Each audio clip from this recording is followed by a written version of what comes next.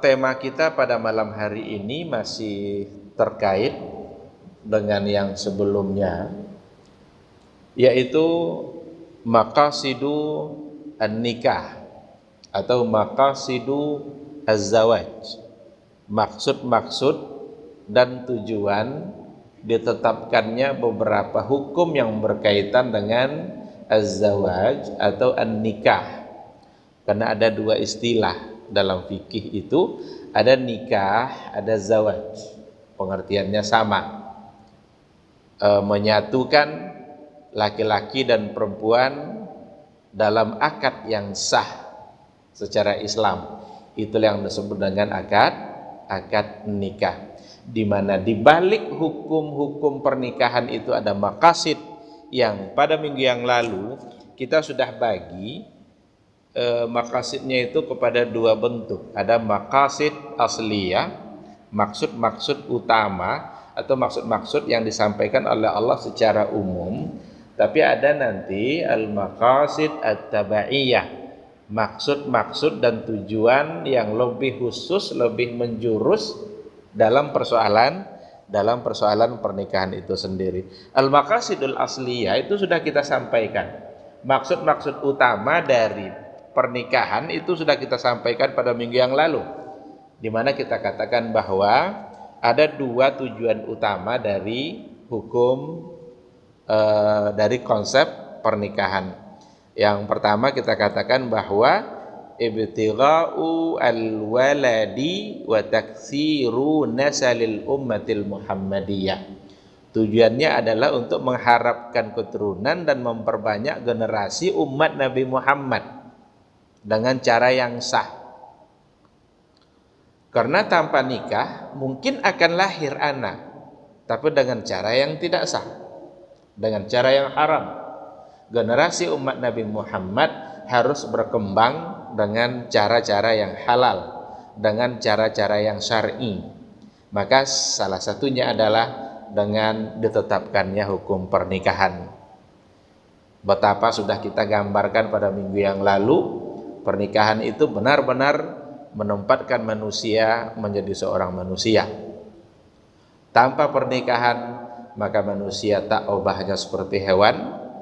Tanpa pernikahan bahkan manusia bisa saja lebih bejat daripada hewan. Ulaika kal an'am bal hum adall. Tapi dengan adanya konsep pernikahan, semua akan bisa terjaga, semua akan menjadi syar'i, dan keturunan itu akan lahir dengan cara-cara yang syar'i. Oleh karena itu, apa saja langkah-langkah yang ingin menodai hukum-hukum pernikahan ini, itu akan tertolak semuanya. Kalau tujuannya adalah akan menodai hukum-hukum pernikahan ini, itu akan tertolak. Sekarang sudah banyak upaya-upaya mengarah ke sana, agar orang menganggap enteng hukum-hukum pernikahan. Terlalu banyak contoh yang akan bisa kita angkat. Dalam Al-Quran umpamanya, tidak boleh, dilarang umat Islam itu menikah dengan orang-orang musyrik umpamanya. La tankihu al-musyrikat. Jangan nikahi perempuan-perempuan musyrik. Maka berbeda agama, secara hukum fikih tidak dibolehkan orang-orang musyrik. Tapi sekarang ini ingin disepelekan, termasuk di Indonesia. Berapa banyak pernikahan itu terjadi, ini muslim, ini tidak muslim, yang satu kafir, yang satu muslim, dianggap sebagai sesuatu yang biasa-biasa saja. Padahal dalam doktrin agama kita itu sudah jelas, la tankihu al musyrikat, jangan menikahi perempuan yang musyrik. Ini beberapa contoh. Yang kedua sudah kita katakan juga pada minggu yang lalu, itu adalah hifdzul furuj wal ansab, untuk menjaga kehormatan dan keturunan. Hukum pernikahan itu ditetapkan oleh Allah Subhanahu wa taala agar bisa terjaga kehormatan umat Islam itu sendiri. Maka dalam sebuah hadis dikatakan, ya ma'syarasy syabab, wahai golongan syabab, anak-anak muda, man istata'a minkumul ba'a falyatazawwaj. Siapa di antara kalian yang sudah sanggup yang sudah punya kemampuan, falyatazawwaj, maka hendaklah dia menikah. Fa innahu aghaddu lil basari wa ahsanu lil farji. Karena dengan menikah itu akan bisa menundukkan pandangannya, wa ahsanu lil farji, dan akan bisa menjaga kemaluan dan kehormatannya. Kenapa dia bisa jaga? Karena dia bisa salurkan kepada sesuatu yang halal. Maka nikah berarti menggiring seseorang untuk melakukan sesuatu yang halal, yang dengan demikian kehormatannya bisa terjaga dan pandangannya juga bisa terjaga. Itu hifdzul furuj wal ansab.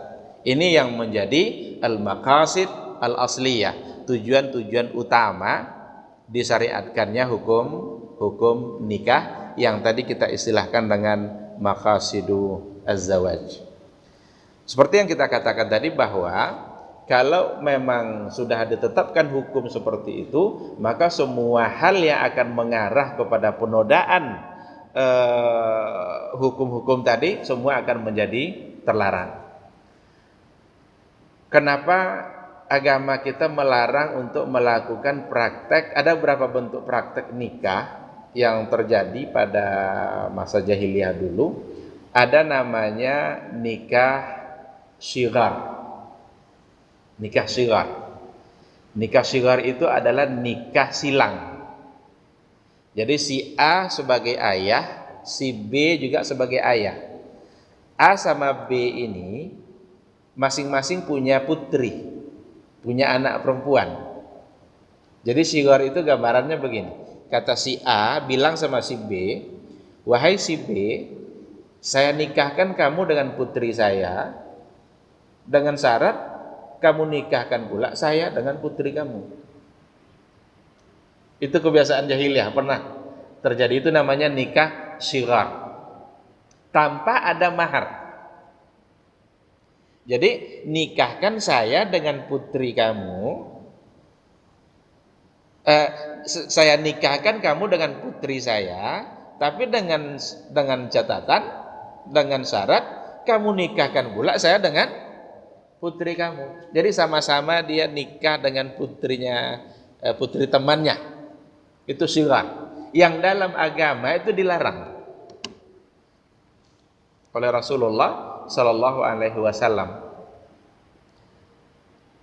Ada yang diistilahkan dengan nikah muhallil. Ada nikah muhallil. Kalau nikah muhallil itu semata-mata tujuannya adalah untuk menghalalkan seorang laki-laki agar halal kembali istri pertamanya yang sudah cerai 3. Jadi ketika seorang laki-laki menceraikan istrinya sampai 3 kali, dia kan tidak bisa langsung pulang, tidak bisa langsung rujuk kepada mantan istrinya itu. Baru dia bisa pulang rujuk kalau seandainya mantan istrinya itu nikah dulu dengan laki-laki yang lain. Ketika dia sudah nikah, tunggu dulu dia cerai. Setelah cerai, tunggu dulu habis masa iddahnya. Kalau dia tak cerai-cerai, maka berarti tidak ada peluang untuk dia kembali karena sudah jadi istri orang. Nah, oleh si laki-laki ini dibayarnya orang agar nikah sama mantan istrinya dengan syarat setelah dia nikah pada malamnya, besok dia harus menceraikan istrinya itu.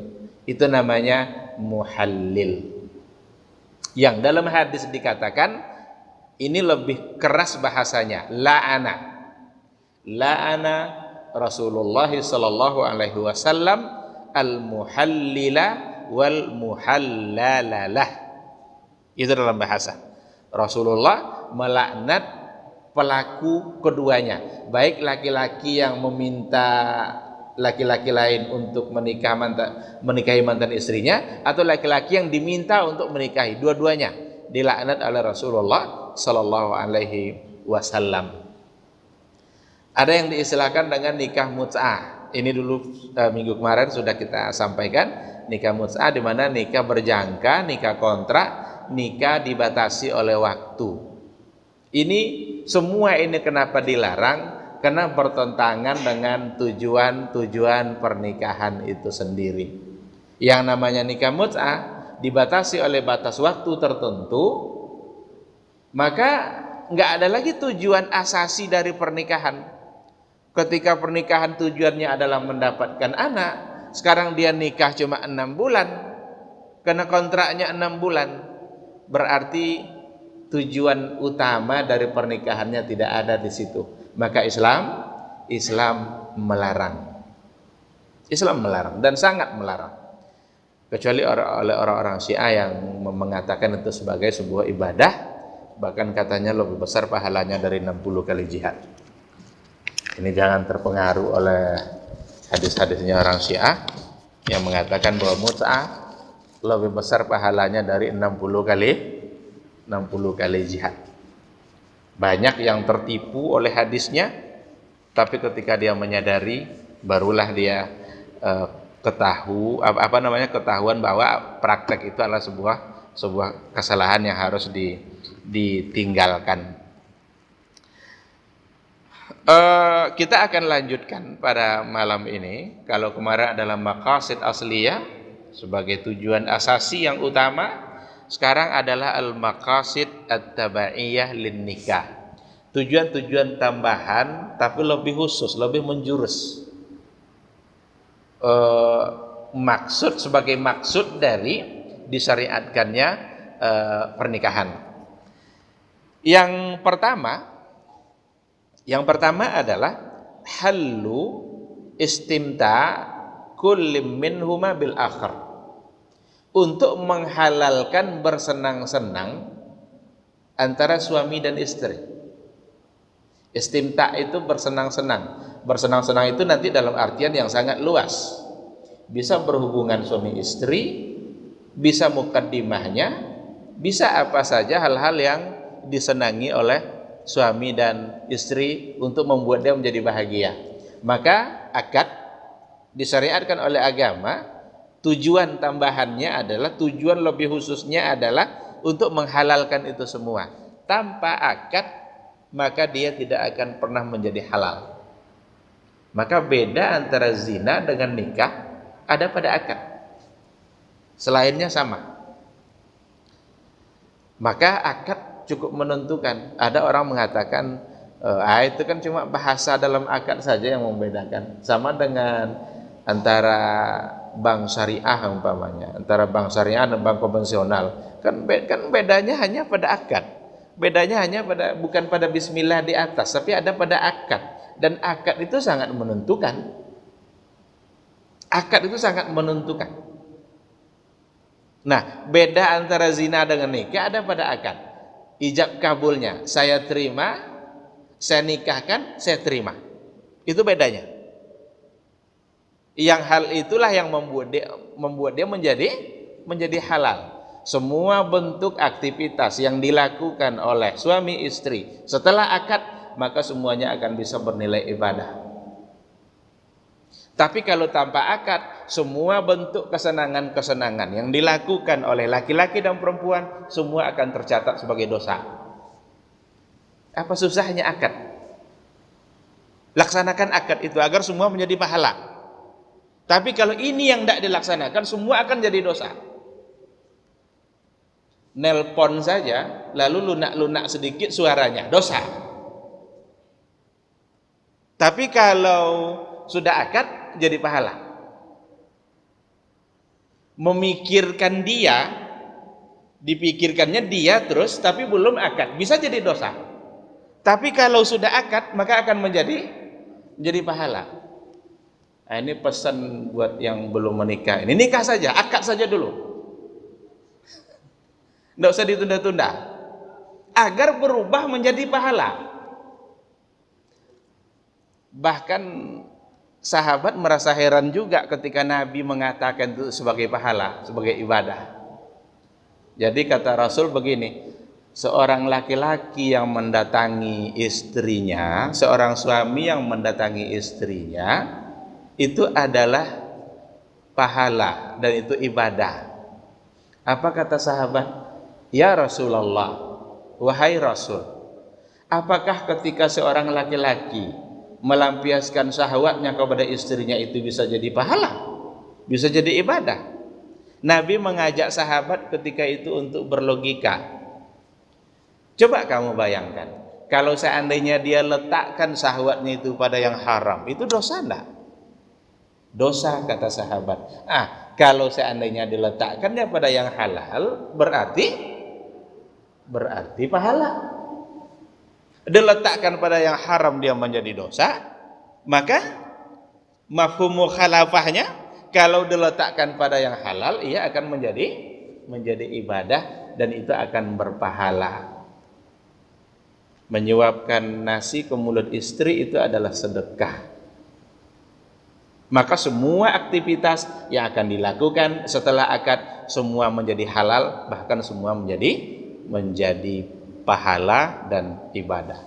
Maka tujuan tambahan yang lebih khusus dalam persoalan nikah yang pertama adalah itu hillu istimta kullim minhuma bil akhar. Hanya saja tetap nanti dengan kehalalannya itu tetap akan dibatasi dengan cara-cara yang memang syar'i, sehingga tidak boleh melakukan sesuatu yang tidak syar'i. Yang tidak syar'i itu contohnya adalah datangilah sawah dan ladang itu pada tempatnya, kan itu kata Al-Quran. Tidak boleh dengan sesuatu yang bukan pada tempatnya. Fa'tu harsakum anna syi'tum, maka datangilah sawah ladang kalian anna syi'tum. Anna itu artinya kaifa syi'tum, bagaimanapun cara yang kalian lakukan. Kalau cara boleh bervariasi, tapi tempatnya harus satu, harus sama. Kalau tidak itu bisa salah, bisa menyimpang, agar dia tetap menjadi ibadah.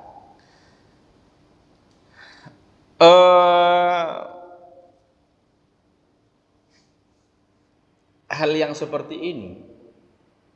ini membuat tertolaknya banyak hal yang sekarang menjadi cerita-cerita yang ngetren, yang dikembangkan oleh orang-orang yang ingin membela hak asasi manusia. Di antaranya adalah LGBT. Kalau kita tidak terlalu susah untuk mengatakan salah perbuatan itu, jelas itu. Hanya orang-orang yang otaknya rusak aja itu yang bilang itu tidak salah. Kalau nikah itu tujuannya adalah istimta. Istimta itu adalah bersenang-senang. Senang-senang apanya kalau sama-sama laki-laki? Dari mana dia akan dapat kesenangan itu? Tidak ada. Kalau tadi dikatakan tujuannya adalah untuk mendapatkan anak, dari mana jalannya anak bisa dapat kalau LGBT? Tidak ada. Maka orang kalau udah rusak otaknya bisa dikatakan LGBT itu boleh. Tapi kalau selagi sehat dia, otaknya, pikirannya, tidak terlalu sulit logikanya untuk mengharamkan LGBT. Saya nggak tahu itu kok lama kali sidang-sidang rapat dewan itu kok nggak putus-putus. Apa udah rusak semua otaknya? Hewan aja, anjing aja, nggak ada yang LGBT. Kambing aja, nggak ada yang coba cari nanti ada nggak kambing yang jantan sama jantan atau yang betina sama betina? Nggak ada. Ini manusia yang ingin seperti itu, coba. Nggak habis pikir saya, kok lambat kali ketok palu bilang dilarang itu hanya atas nama hak asasi manusia. Biarkanlah mereka mendapatkan kesenangannya dengan cara mereka sendiri. Kesenangan apa yang mau didapat? Nggak ada. Maka jelas dalam Islam itu tegas. Nabi dalam persoalan ini sangat tegas. Kata Rasul, jika kalian menemukan dua orang yang melakukan perbuatan Nabi Lut, umat Nabi Lut, maksudnya uqtulul fa'il wal maf'ul, bunuh dua-duanya. Barangkali kalau zaman sekarang ini stressingnya tidak pada bunuhnya, karena terlalu sadis rasanya bahasanya itu. Tetapi yang jelas di situ adalah ketegasan Nabi untuk mengatakan bunuh dua-duanya itu cukup beralasan, karena ini adalah penyakit. Kalau penyakit kan harus dimusnahkan, harus dibasmi. Biarlah dua orang ini mati agar yang lain selamat. Kita tidak sedang mengutak-atik hak azazi yang dua ini, tidak, tapi kita sedang menyelamatkan yang lebih besar. Untuk menyelamatkan yang lebih besar, tidak apa-apa yang sedikit ini dibasmi. Jadi kalau seandainya salah satu dari jari kita ini sakit menular, kalau tidak dipotong jarinya, maka akan menular pada jari-jari yang lain. Siap tidak kita untuk dipotong jari kita satu ini? Siap. Apakah kita tidak menghargai hak azazi jari yang satu ini? Kita bukan tidak menghargai hak azazi jari kita, cuma ingin menyelamatkan jari yang ini, menyelamatkan tubuh yang jauh lebih besar. Biarlah hilang yang sedikit ini. Situ nampak ketegasan Nabi. Jadi nggak usah diutak-atik persoalan pernikahan ini. Hukum pernikahan benar-benar merupakan hukum yang membuat manusia benar-benar menjadi manusia. Ini adalah harkat dan martabat manusia yang ingin dijaga oleh Allah Subhanahu wa taala melalui hukum pernikahan. Maksud yang kedua, tujuan yang lebih khusus sebagai tambahan dalam pernikahan adalah al-infaq ala zaujati wal aulad. Al-infaq itu rupanya sebagai tujuan agar bisa memberikan nafkah kepada anak dan istri. Jadi kalau seandainya ada suami yang melalaikan kewajibannya dalam memberi nafkah untuk anak istri, dia sedang menodai tujuan dari pernikahannya sendiri. Karena al-infaq itu sebagai maqasid at-tabaiyah, sebagai tujuan tambahan yang lebih dikhususkan, memberikan nafkah pada anak dan istri. Maka ketika akad nikah sudah terucap, berarti include di situ kesiapan kita untuk memberi nafkah sebagai bukti tanggung jawab kita terhadap keluarga, anak dan istri. Jadi kalau ada orang meniatkan dalam pernikahannya tidak akan memberikan nafkah untuk istrinya, maka dia berdosa pada akadnya itu. Bahkan Ibnul Qayyim lebih jauh lagi mengatakan, jika ada orang yang mengucapkan akad nikah tapi di hatinya tidak ingin membayar mahar, coba bayangkan, tidak ada mungkin ya orang seperti itu. Tapi Ibnul Qayyim itu mencoba untuk memberikan satu gambaran, jika ada orang yang akad nikah tapi niat di hatinya tidak membayar mahar, tidak akan dibayarnya maharnya, maka dia berzina. Karena yang menghalalkan furuj itu adalah mahar yang terucap pada waktu akad. Nah, sekarang niatnya untuk tidak membayar mahar, berarti dia berniat untuk tidak membayarkan sesuatu yang membuat kehormatan menjadi halal. Nah itu, kalau mahar saja seperti itu, maka infak itu tentu akan sama hukumnya, karena infak itu merupakan satu kewajiban dan itu adalah merupakan tujuan. Oleh karena itulah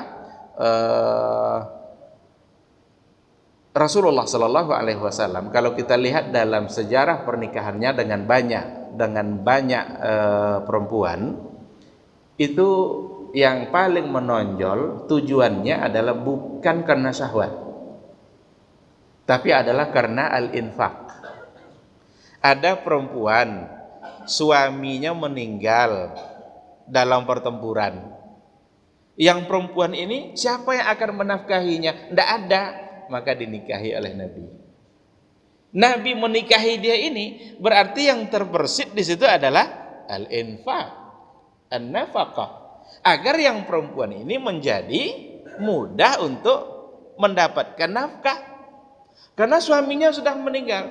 Kalau suaminya tidak ada, mungkin dia akan kesulitan untuk mendapatkan nafkah-nafkah hidup untuk dia dan anaknya. Ketika Nabi menikahinya, maka yang paling dominan di situ adalah bukan persoalan syahwat, tapi adalah persoalan al-infaq yang menjadi tujuan dari akad yang dilakukan oleh Nabi tadi. Bahkan kita lihat juga sebahagian besar dari yang dinikahi oleh Nabi itu adalah yang sudah tua-tua. Yang sudah tua-tua. Maka ada istri Nabi namanya Saudah Ummul Mukminin. Saudah ini sudah berumur, badannya besar, kulitnya hitam lagi. Jadi kata Saudah, ya Rasulullah, nanti kalau pas giliran malam itu untuk saya, tidak apa-apalah saya serahkan untuk Aisyah. Kata Saudah. Karena Saudah tahu dia udah tua, badannya besar, hitam lagi. Mungkin Nabi tak perlu sama dia di malam itu. Maka tidak apa-apa, ambillah, biar dia ambil jatah malam saya oleh Aisyah. Yang penting dia tetap bisa menjadi istri Rasulullah Sallallahu Alaihi Wasallam. Maka perlu dipahami baik-baik maqasid tabaiyah yang kedua ini, al-infaq ala zaujati wal aulad. Kesiapan kita untuk nikah berarti di situ ada kesiapan kita untuk bertanggung jawab dalam memberikan nafkah, dalam memberikan infak untuk anak dan istri. Infak yang dimaksud ini infak dalam artian yang luas. Bisa zahir, bisa batin, bisa untuk makannya, bisa untuk pendidikannya. Karena kalau kaitannya dengan anak nanti yang namanya infak itu tidak lagi sebatas apa yang dia makan, tapi dia mau kita sekolahkan kemana. Berarti itu juga menjadi tanggung jawab dari orang tua. Jadi kita pahami al-infak itu dalam artian yang luas. Nah, untungnya semua bentuk yang diberikan oleh suami dalam bentuk infak tadi itu semua akan dinilai oleh Allah sebagai sedekah, sebagai ibadah yang semua tercatat. Tidak ada yang sia-sia. As-sadaqah, meletakkan, memberikan atau menyuapkan makanan ke mulut istri itu adalah sedekah. Jadi tidak sia-sia kita, padahal kewajiban kita kepada dia ketika kita berikan tetap akan dinilai sebagai sedekah yang ada catatan ibadahnya, catatan kebaikannya. Padahal kita sedang mengerjakan kewajiban kita sendiri. Itulah balasan oleh Allah Subhanahu wa taala terhadap kebaikan-kebaikan yang dilakukan. Untuk dalilnya, ayatnya itu banyak, diantaranya adalah wa atun nisaa sadaqatihinna nihlah. Berikanlah perempuan-perempuan itu sadaqatihinna. Sadaqat itu kebanyakan para mufassir mengartikannya adalah mahar. Kenapa mahar ada penekanan? Karena di antara harta yang murni milik perempuan tidak boleh diganggu gugat oleh si laki-laki sebagai suami, itu di antaranya adalah mahar. Mahar ini adalah murni milik istri. Jangan coba-coba jual cincin yang kemarin jadi mahar itu tanpa sepengetahuan istri. Ini murni milik dia. Kalau katanya enggak, jangan coba-coba. Nah, jadi ada harta yang murni milik istri. Jadi dalam banyak ayat dan dalam banyak hadis itu ada penekanan pada mahar. Kenapa tadi nikah sighar itu dilarang? Yang silang tadi itu, saya nikahkan kamu dengan putri saya dengan syarat kamu nikahkan pula saya dengan putri kamu tanpa mahar. Karena tidak ada yang akan didapat oleh wanita. Oleh karena itu para ulama mengatakan jika ada mahar boleh, tidak apa-apa. Jika ada mahar. Tapi yang nikah sighar yang terjadi pada masa jahiliyah itu tanpa mahar. Maharnya itu ya pindah-pindah tadi itu. Padahal mahar adalah harta yang merupakan murni milik perempuan. Sekarang tidak lagi menjadi milik dia, karena tidak ada mahar yang terucap. Itu sebab dia dilarang. Oleh karena itu para ulama, termasuk diantaranya Abu Hanifah, jika memang ada mahar, maka kecenderungannya bisa dibenarkan, karena dia tidak menjadi mahram ketika seseorang itu ada orang nikah sama putrinya, maka putri dari orang yang nikah tadi tidak menjadi mahram bagi dia. Oleh karena itu secara hukum dibolehkan jika ada mahar. Itu ada ayat yang lain, liyunfiq dzu sa'atin min sa'atihi. Ini dalam penafsirannya, kalau kita lihat dalam buku tafsir, liyunfiq al-ghaniyyu min ghinahu fala yunfiqu nafaqatal fuqara. Kalau dia mampu, kalau dia kaya, berikan nafkah sesuai dengan kekayaannya. Jangan dia memberikan nafaqatal fuqara, padahal dia mampu. Jadi seorang suami, kalau dia punya kemampuan dalam memberikan nafkah, kaya dia, punya harta, maka dia harus memberikan nafkah untuk istrinya sesuai dengan kemampuan yang diberikan oleh Allah Subhanahu wa taala. Tidak boleh dia memberikan nafkah seolah-olah dia begitu bakhil, begitu pelit, atau begitu dia ingin menahan-nahan hartanya terhadap istrinya, padahal dia adalah mampu. Liyunfik dzu sa'atin min sa'atihi. Hendaklah orang yang punya kelapangan rezeki itu memberikan infak sesuai dengan kelapangannya. Itu diantara ayat. Baik, kita ambil yang ketiga.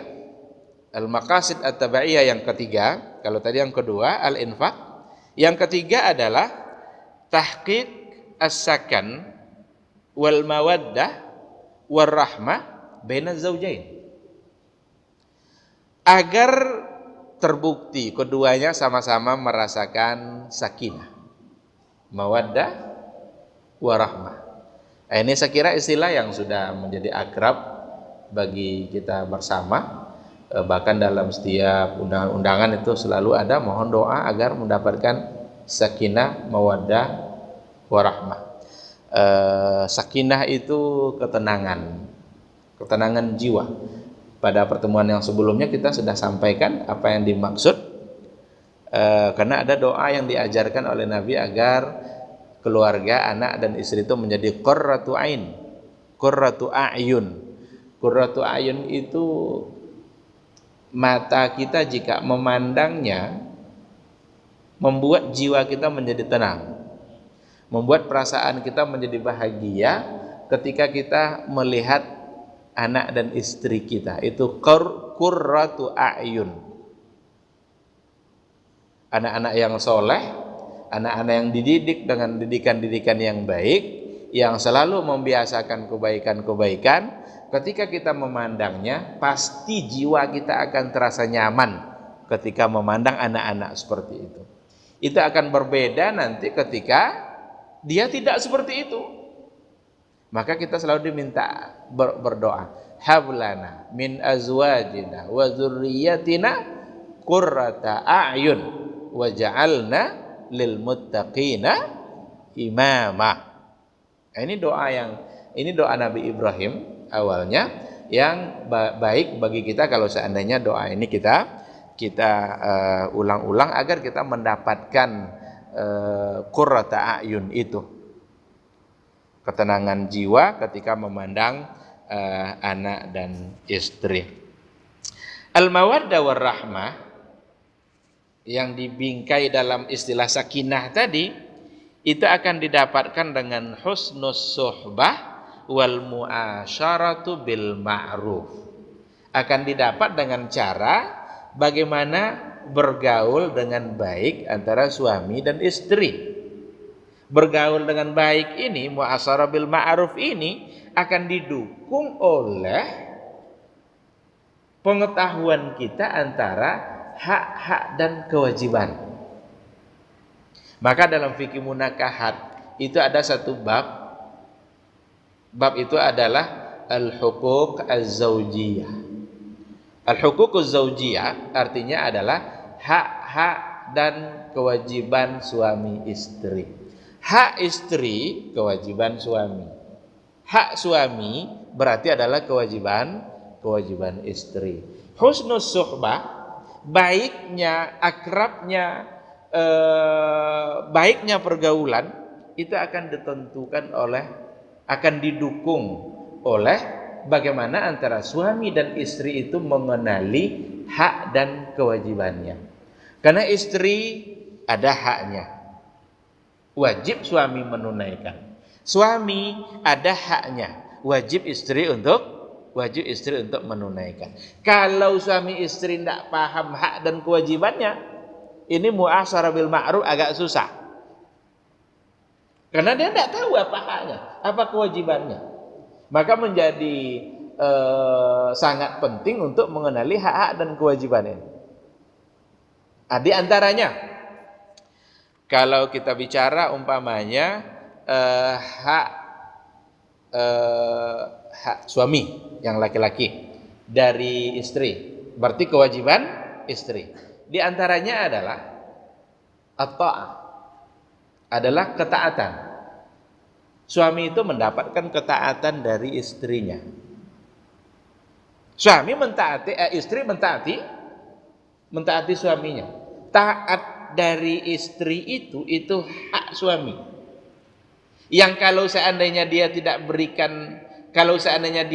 taat, berarti dia tidak memberikan hak suaminya. Ketaatan di sini ada pada banyak bentuk. Di antaranya adalah taat ketika ia memerintahkan sesuatu, yang apabila sesuatu itu tidak untuk berbuat dosa dan kemaksiatan.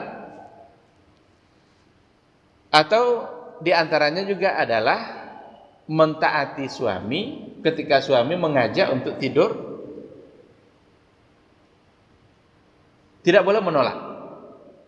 Bahkan bahasa-bahasa kiasan dalam hal ini sangat banyak sekali. Jangan menolak meskipun sedang masak, sedang memanaskan api di dapur, ada kira-kira seperti itu. Lalu suami datang untuk ngajak, jangan ditolak. Dalam hadis lain dikatakan, idza ra'aitumul hasna'a fit thariq, apabila kalian melihat, ini tujuannya kepada suami, apabila para suami melihat perempuan-perempuan yang menarik hatinya di jalan, pulang. Jangan ikutkan pandangan mata ke orang itu, pulang. Temui istri. Kata Nabi, fa innal bud'a wahid. Karena bud'a itu satu. Apa yang ada pada yang di jalan tadi, ada pada istri. Coba kalau dia pulang lalu ditolak. Itu at-ta'ah. Itu salah satu dari bentuk ketaatan. Ini bisa kita baca ini. Ini tidak mengapa kita bicarakan hal yang seperti ini pada majelis. Karena wajib kita ketahui. Karena buku fikih juga bicara seperti itu. Namun tentu ada. Disinilah pentingnya komunikasi. Bagaimana kalau seandainya istri sedang sakit? Ini kan nanti bisa dikomunikasikan. Atau istri sedang dalam keadaan halangan. Mungkin ini juga lah hikmahnya. Ini mohon maaf, ini kalau banyak yang tidak setuju dan hukum ini. Inilah mungkin hikmahnya kenapa Islam membolehkan nikah lebih dari satu. Ini hukum, sekali lagi banyak yang tidak setuju, tapi ini hukum fikih yang dibolehkan oleh agama, bukan diwajibkan. Kalau diwajibkan coba tidak terbayang oleh kita kalau diwajibkan, tapi boleh.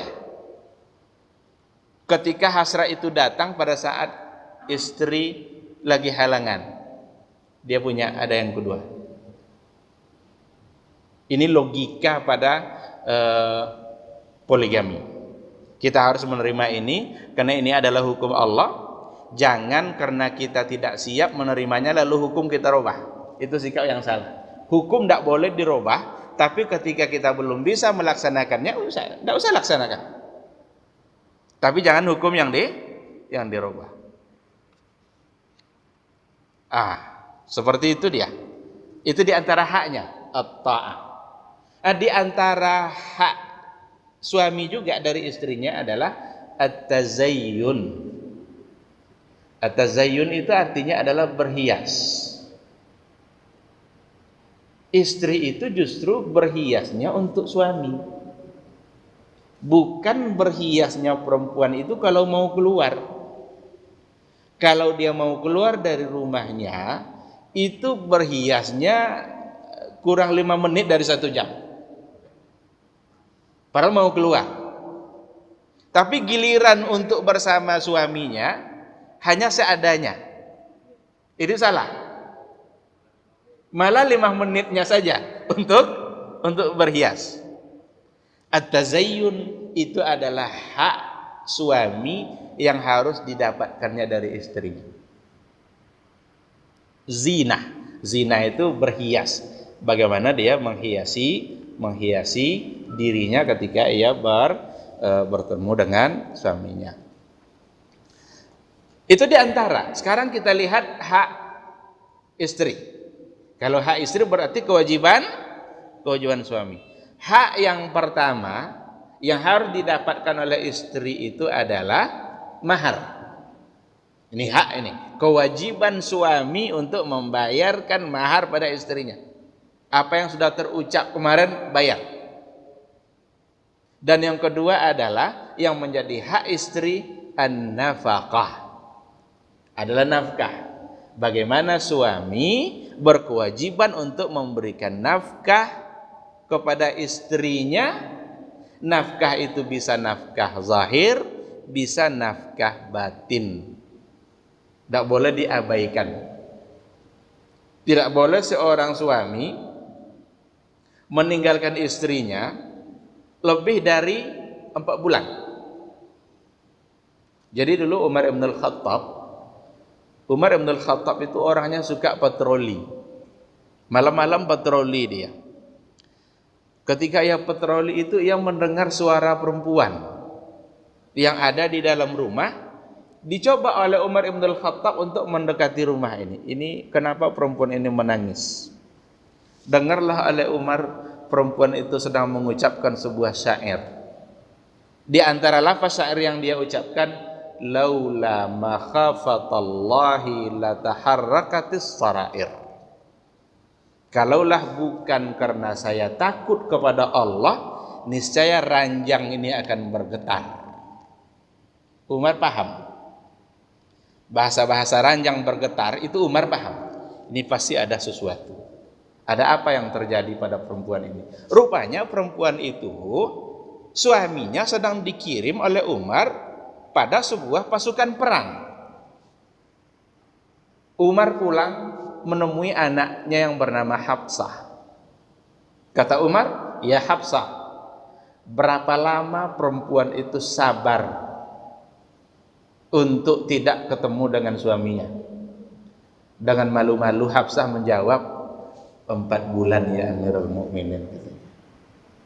Dihitung-hitung oleh Umar, 4 bulan, 1, 2, 3, 4. Rupanya yang dikirim ini sudah 4 bulan. Dikeluarkan perintah oleh Umar ibn al-Khattab, semua prajurit yang sekarang ada di sana semua pulang, temui istri kalian.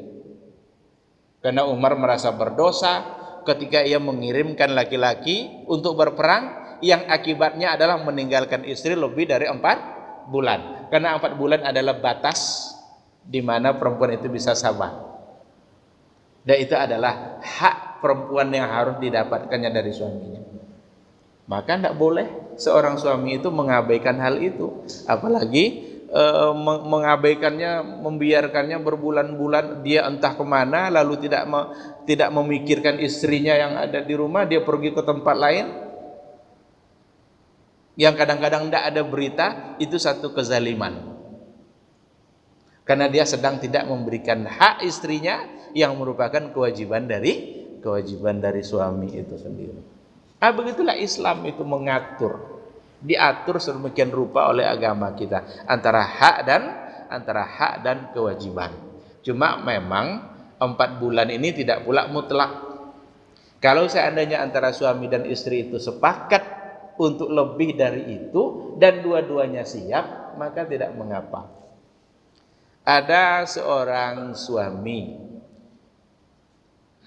dia ingin melanjutkan studinya itu minimal dia harus berangkat setahun umpamanya, tapi dia berdua sepakat, ya enggak apa-apalah setahun demi masa depan kita berdua, tinggal pun saya 1 tahun tidak mengapa. Kalau sudah disepakati seperti itu, maka itu di luar hukum yang tadi. 4 bulan bukan sesuatu yang mutlak, tetapi kalau seandainya ada kesepakatan, maka agama kita tetap saja membolehkan. Mengenali hak-hak kewajiban seperti ini, itu akan mendukung untuk muasyarah bil ma'ruf, untuk supaya bergaul dengan baik.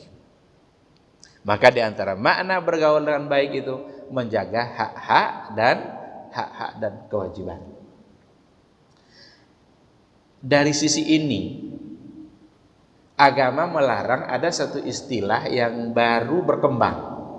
Istilah itu adalah zawaju al-misyar.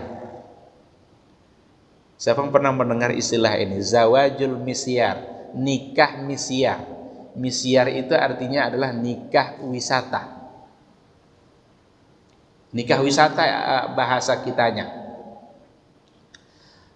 Di mana nikah wisata itu ditujukan kepada satu bentuk substansi pernikahan, di mana seorang perempuan siap dia dinikahi oleh seorang laki-laki dan dia menggugurkan hak-haknya. Bagaimana pandangan agama? Dia nikah, terjadi akad nikah, tapi dia menggugurkan hak-hak dan hak-hak yang harus dia dapat. Tapi asalnya nikah misyar ini adalah nikah wisata, itu adalah ketika ada orang berwisata ke satu tempat, mungkin dalam hitungan bulan, karena dalam hitungan bulan tadi dia memerlukan, ada hajat yang ingin diperlukannya dengan akad itu, maka dia memerlukan adanya seorang istri. Maka dicarilah, kemudian terjadi akad. Dan ini tidak sama dengan mut'ah. Kalau mut'ah itu pada batas tertentu harus berpisah. Ini tidak. Dia tetap akan menjadi istrinya. Ini istilah awal dari kata-kata zawajul misyar, nikah wisata. Tapi belakangan berkembang istilah zawajul misyar itu untuk nikah ketika perempuan itu menggugurkan hak-haknya, atau ketika laki-laki yang minta gugur hak perempuan dari dia.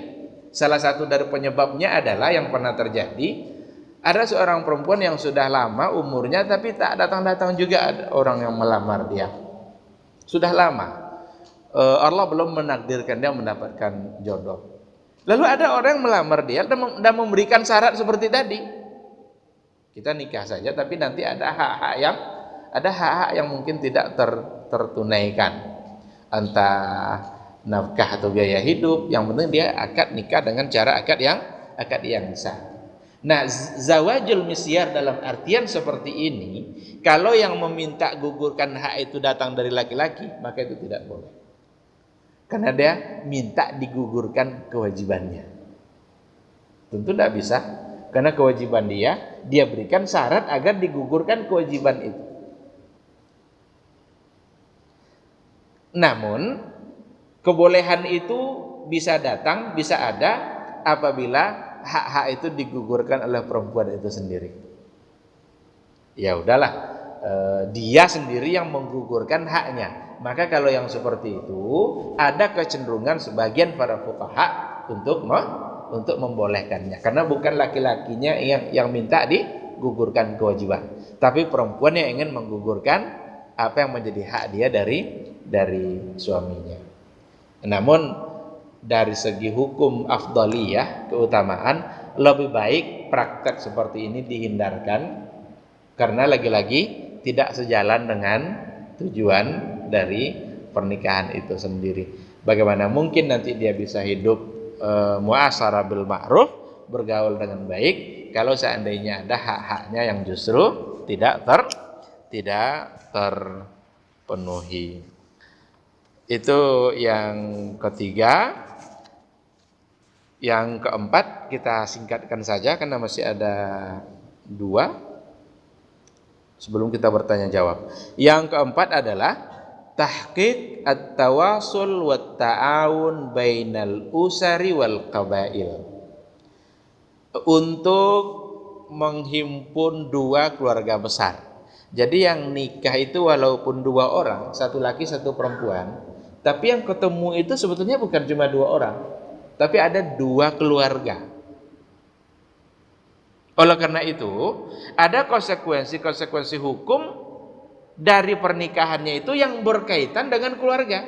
Bukan hanya untuk dia berdua saja. Menghimpun 2 keluarga besar. Konsekuensi hukumnya akan ada dengan akad nikah. Contoh, kalau seorang laki-laki nikah dengan seorang perempuan, apakah adik perempuan yang dinikahinya ini halal bagi dia? Tidak. Padahal kalau dia tidak nikah dengan dia, perempuan itu halal, adiknya itu halal bagi dia.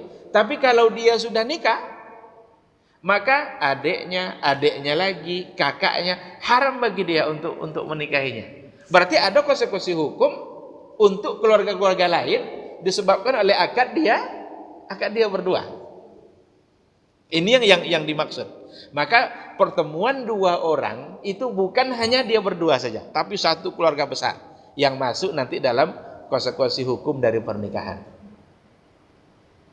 Kalau seandainya seorang laki-laki nikah dengan seorang perempuan,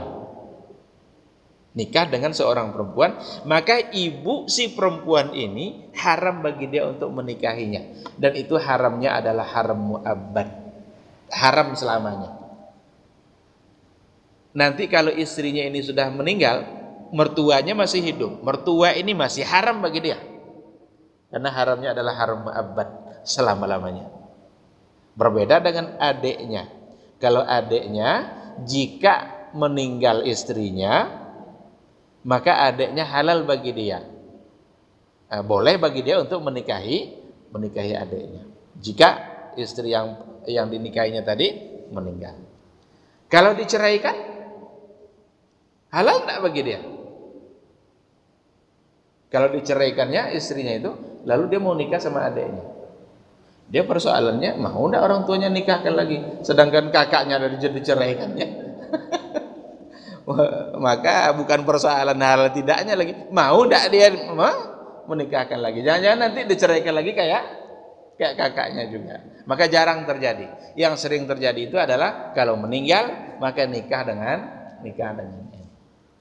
dalam masalah warisan umpamanya, ketika 2 ini menikah, laki perempuan ini menikah menjadi suami istri, yang akan menjadi ahli warisnya untuk mendapatkan harta warisannya bukan hanya dia berdua, tapi ada keluarga-keluarga lain yang berhak untuk mendapatkan harta warisan. Inilah yang saya maksud ketika terjadi akad nikah antara laki-laki dan perempuan, ada konsekuensi hukum bagi 2 keluarga. Maka yang ketemu itu sesungguhnya adalah 2 keluarga besar. Dengan demikian, jangan pernah melarang pasangan untuk menjalin hubungan silaturahim dengan keluarganya sendiri. Karena ada juga orang yang tidak boleh dekat-dekat dengan keluarga yang ini dengan yang ini. Itu salah, itu sikap yang salah. Justru hubungan silaturahim itu harus dijalin untuk 2 keluarga besar. Karena dengan pernikahan sekarang 2 keluarga besar itu sudah menyatu. Yang terakhir, sebagai maqasid tabaiyah, tujuan tambahan yang khusus dalam masalah pernikahan adalah tahsinu zaujain. Ini kita sudah sebutkan hadisnya tadi, tahsinu az-zaujain, untuk memelihara suami istri dari penyimpangan-penyimpangan. Maka agar kita terpelihara dari penyimpangan-penyimpangan, maka salah satu dari caranya adalah dengan menikah. Dengan nikah kehormatan akan terjaga, dan dengan menikah pandangan akan bisa terjaga, keinginan-keinginan bisa tersalurkan dengan cara yang hak, dengan cara yang benar.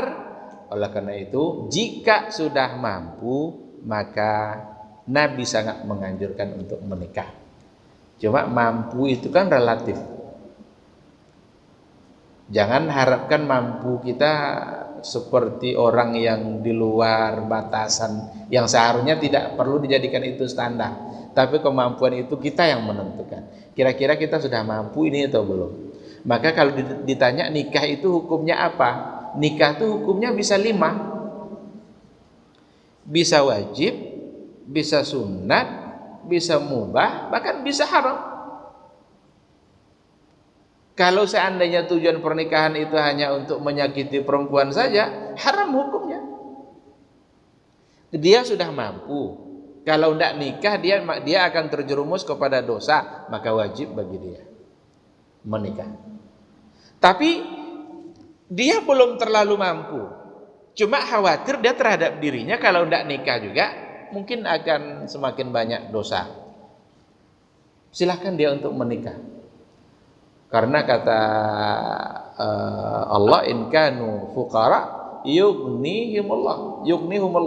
Jika mereka itu fakir, maka Allah akan mengayakannya. Maka konsep agar kaya dalam Islam itu adalah nikah. Kaya pikiran, kaya perasaan, itu yang penting dulu. Kalau kita sudah nikah, berdoa kan sudah berdua. Kalau belum nikah kan doa sendiri-sendiri kan. Mana yang lebih mantap itu? Berdua sekaligus berdoa atau sendiri-sendiri? Berdua. Sekarang kita tidak nikah miskin, nikah kita miskin juga. Mana yang mau? Tidak nikah miskin kan? Kalau nikah kita miskin juga. Mending nikah miskin daripada tidak nikah juga miskin. Apalagi yang ditunggu sama yang bujang-bujang yang belum menikah. Karena dua-duanya sama aja. Nah, ketika itulah Allah akan menurunkan ketentuannya. Apabila seseorang sudah dengan niat ikhlas, ingin semata-mata ingin mendapatkan ridha Allah, lalu dia menikah, maka Allah akan menentukan takdir untuk dia. Yang penting ada ikhtiar, yang penting ada usaha. Bismillah, harapkan segala-galanya datang dari Allah untuk mendapatkan sakinah, mawaddah, warahmah. Inilah sekedar gambaran dari maqasiduz zawaj atau maqasidun nikah, tujuan-tujuan di mana ditetapkan hukum-hukum nikah, yang ternyata dengan tujuan itu betapa mulianya hukum pernikahan yang diturunkan oleh Allah dan disampaikan oleh Rasulullah Sallallahu Alaihi Wasallam. Mudah-mudahan kita yang sudah menikah itu benar-benar mendapatkan sakinah, mawaddah, warahmah, dan yang belum mudah-mudahan dicepatkan takdirnya oleh Allah untuk sampai ke situ. Amin, amin ya rabbal alamin. Saya kira itu saja. Kita akan lengkapi pertemuan kita dengan berdiskusi, bertanya jawab. Silakan jika ada hal-hal yang perlu didiskusikan atau ditanyakan.